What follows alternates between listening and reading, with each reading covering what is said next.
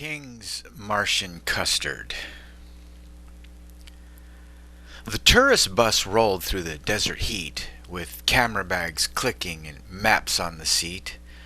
A group of retirees from various lands with sunscreen on noses and snacks in their hands. But the highway dissolved in a shimmer of blue as a cosmic anomaly ripped into view. No brakes could stop it, no driver could steer, as the Greyhound descended through space-time and fear.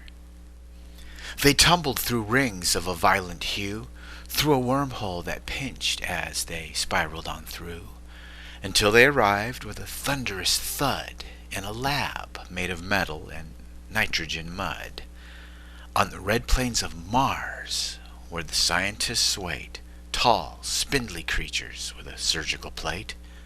The tourists were ushered through corridors white to be bathed in a glowing, transformative light.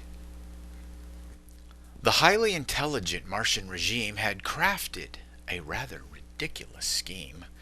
With lasers and genes and a twist of the wrist, they gave every tourist a pompadour twist. Their DNA warped to a Nashville design with sequins and capes and a curled lip line. From a baker from Bonn to a teacher from Perth, they were now the most glittering icons of Earth. "But why?" cried a tourist now draped in gold lace. "Why turn us to Elvis in outermost space?" A Martian stepped forward, eyes bulging in black, and pulled a small lever that slid in a rack. "The galaxy's bored," the scientist stated. "We're just being fun, strange, and creative.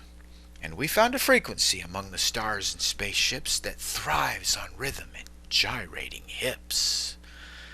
But the tourists were restless, their hips started shaking.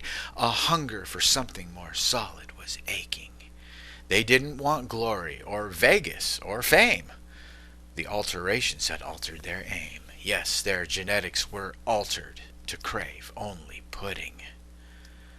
The Martian then whistled a high-pitched command, and a silvery conveyor slid into their hand, a bowl of dark chocolate, a butterscotch swirl for every transformed, glittery-suited boy and girl. "Pudding, pudding," they bellowed, a chorus of kings, forgetting their families and wedding day rings. "If you want the custard, then swivel and sing. Give us the blue suede and give it some zing." So there, in the crater, beneath the red sun, the Elvises sang till the session was done.